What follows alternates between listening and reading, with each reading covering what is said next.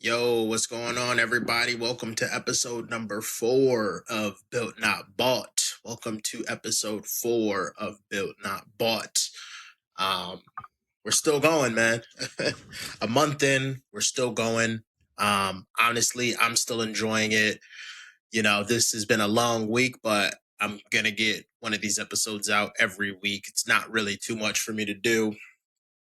So just to kind of recap over what we've kind of gone over these other 3 weeks, the first week was me just laying out everything in regards to all of the different things that I've thought have played a big impact and had a big impact on my life to allow me to get to where I was from, meaning like getting from working just a dead end job, not having a degree, to where I am now, which is making 6 figures, owning my own home, and having 6 figures saved up in investments, cash, blah, blah, blah. But it's all money. It's not like, equity, my house. That's not counting my house.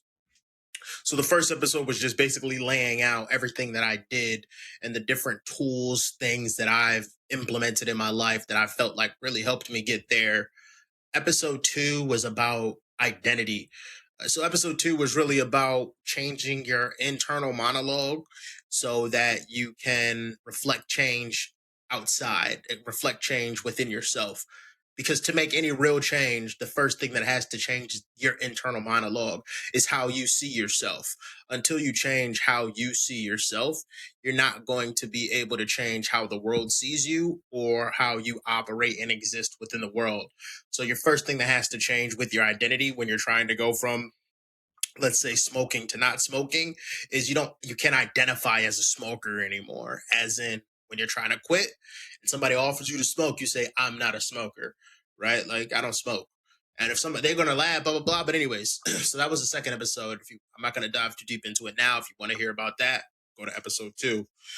And then episode 3, episode 3 was just about the power of intentionality. So being intentional, making sure that when you do something, you say you're going to do it and you put a lot of effort, planning, and intention behind it, and what that intention actually does. Once again, I'm not going to dive too deep into that. That was the third episode. So if you want to go learn a little bit about how intentionality can make an impact on what you do day to day and how it will impact you hitting your goals, then that'd be episode number 3. So for this episode number 4, I wanted to kind of dive into something that I think just makes sense as the next topic to talk about. And that topic is just going to be setting standards and boundaries, right? So all the different things we've talked about laying out these plans for yourself. We've talked about journaling and doing all these other things, executing, with execution being the most important thing. But we haven't talked about when you're trying to start doing some of these things for the first time and it gets difficult, what do, right? Do you push? Do you figure out a way to get it done? Or when things get difficult, do you find a way to go back on your word? Do you find a way to not do what you're supposed to do? So that's where standards and boundaries come into play. So a lot of times when people hear standards and boundaries, which I'm sure you're probably thinking, the initial way to think about it is having standards and boundaries for other people, which of course is important.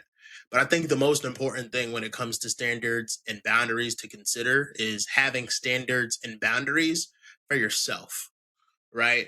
Um, Whenever you're trying to make these changes in your life, it's never going to be easy. Maybe the first week, 2 weeks will be easy.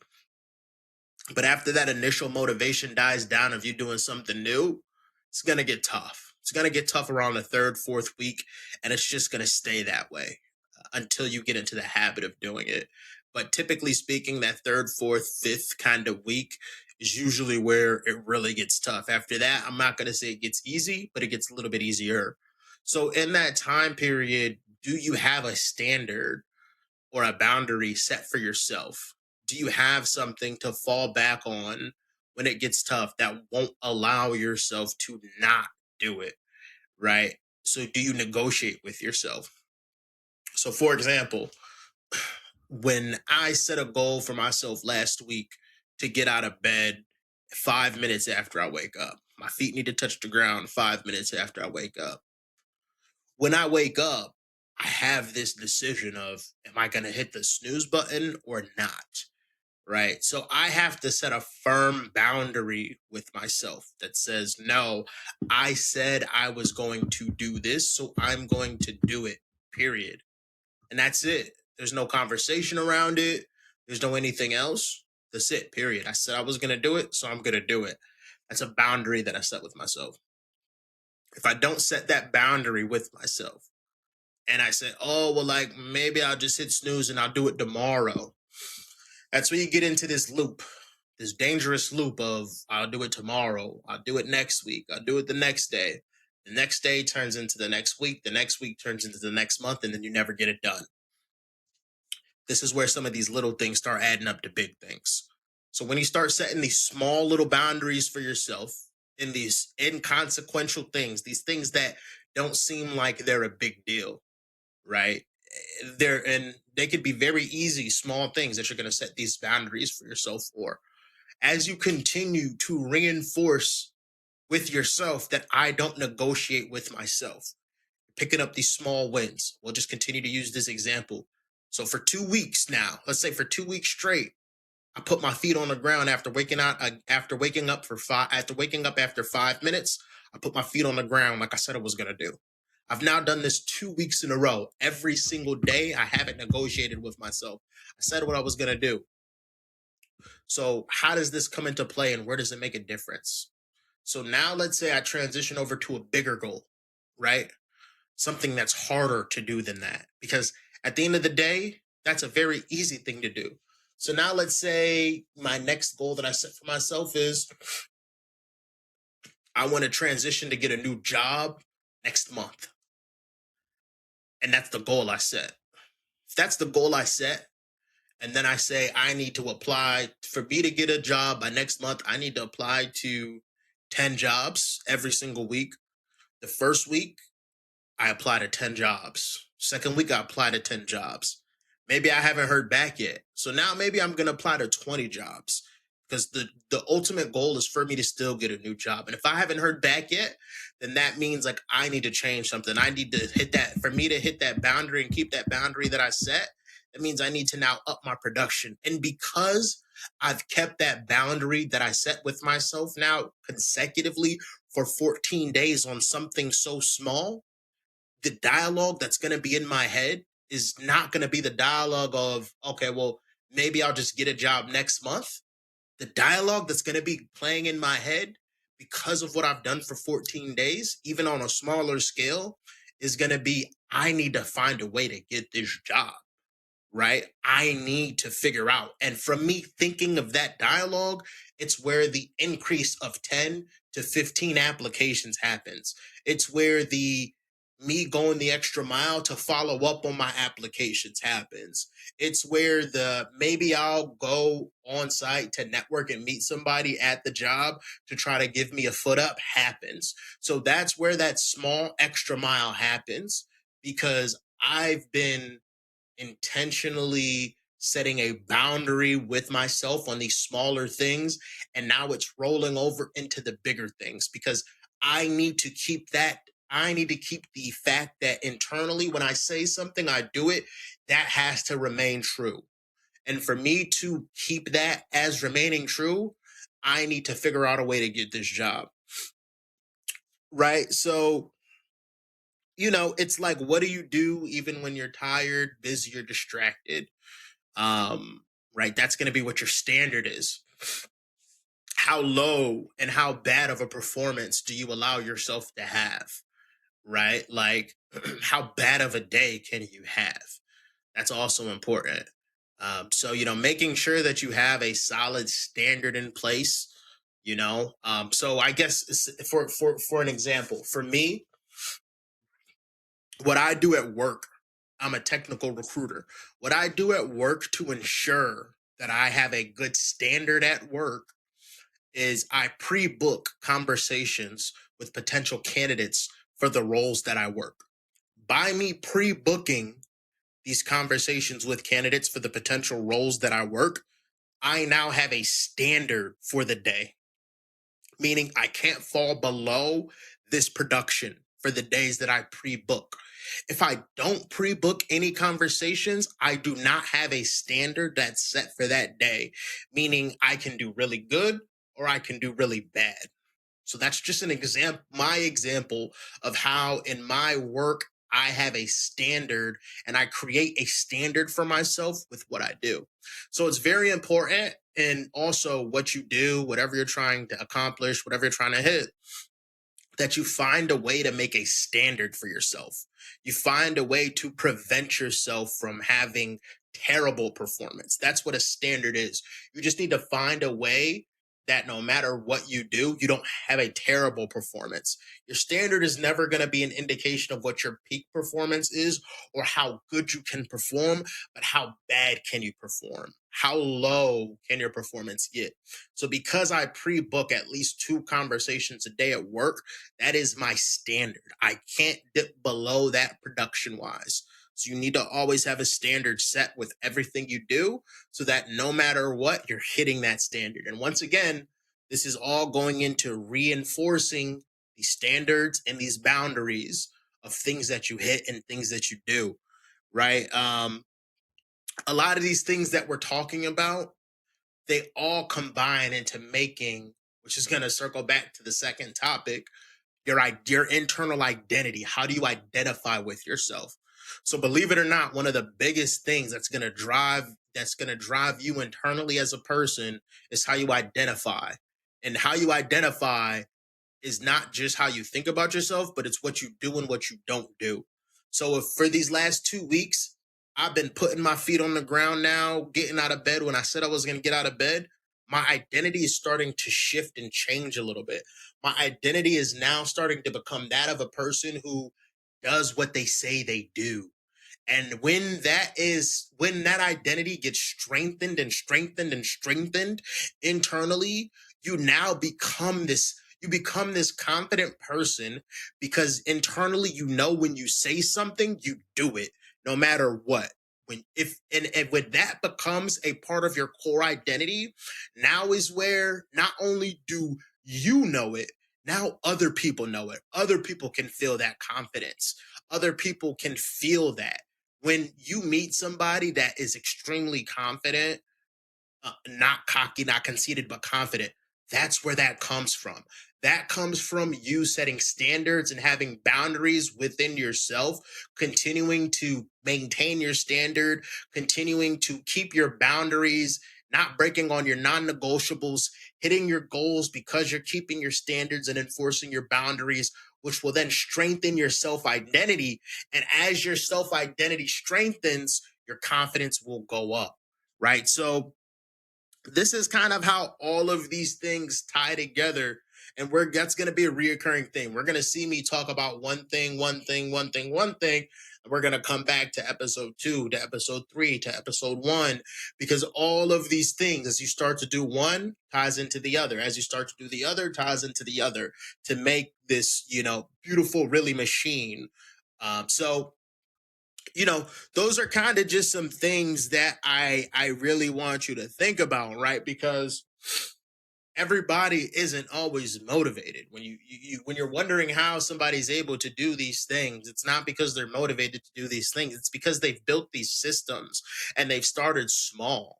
Right? They've started small and they've built up. They said, I'm going to do this one thing every single day that I've struggled to do, no matter what. And then once you do that, I promise you, if you can do something small, like even what I just said, wake up within 5 minutes of your alarm clock going off for a full week, and that's something you struggle with, I promise you the week after that, it's not going to seem like a big deal anymore. Now, all of a sudden, this thing you used to struggle with is something that like now it's a choice for you to do. So just take that same thinking and that concept and that methodology and apply that to anything else. Apply that to something that's bigger. So all of these little things just continue to roll up and combine into bigger things.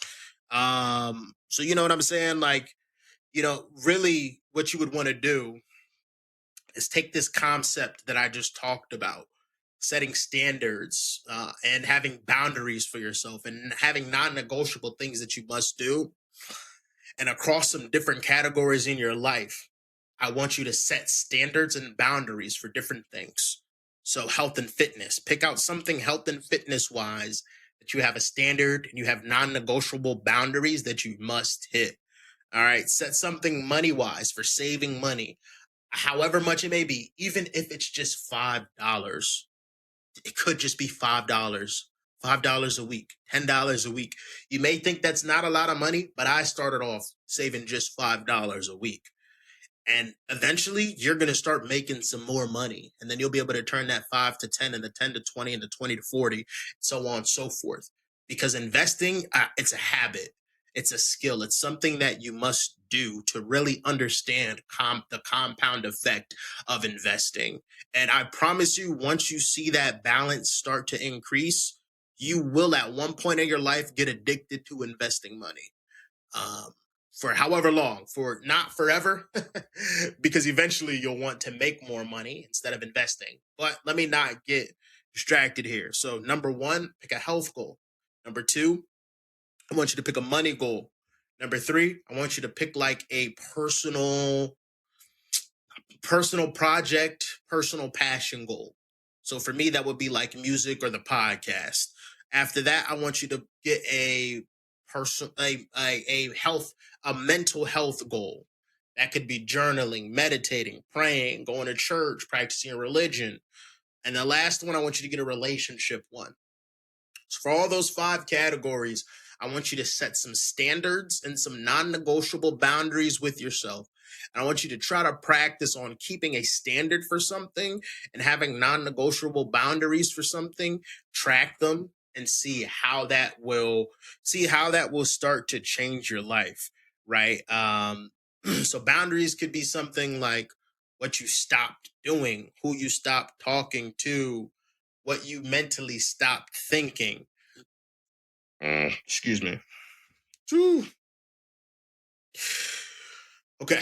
And then had to take a quick breather, brother.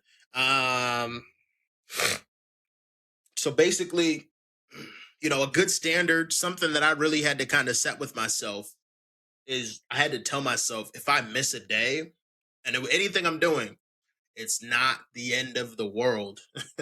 I used to have this big problem, man, where if I missed the day, like on my diet, working out, it's the end of the world, bro. I'm done. Blow it all up, bro. Blow it all up. I would get so mad if I missed the day, right? You have to have that standard within yourself, though, to not take that easy way out, right? Because here's really what's happening. What's happening is this identity crisis. When you miss a day, it's not the missing a day. It's the old identity that's worming itself back into your psyche of I don't work out. This isn't me. So when you miss that day, that old identity starts rearing its head, and it's very easy to unconsciously fall back into that old identity unless you have that boundary and these standards that say, you know what, I can miss a day because this is what I do. I can miss a day because I am not that, I am this. So I know it's like a lot of back and forth and like a lot of psychology stuff that I'm kind of hitting at here. But when you actually start studying how to change yourself, how to grow, this is where you start getting into. You start getting into some psychological stuff because that's all this really is. All this really is a lot of psychological stuff. But yeah, man, that's really all I kind of have for you guys today, man. Execution gives you some action. Intentionality. Execution gives you action. Intentionality is going to give you some direction. Standards and boundaries are going to give you protection and consistency so that you don't drift, right? That's a nice little, a nice little gift wrap bow tie that Chat GPT put together, that last piece, for me to add to you guys to say. But yeah, that's all I really have for today. I don't know what the next episode is going to be. Honestly, I hope this stuff helps you guys and helps somebody. And, if If you have any questions, let me know. Thanks for tuning in to episode 4 of Built Not Bought.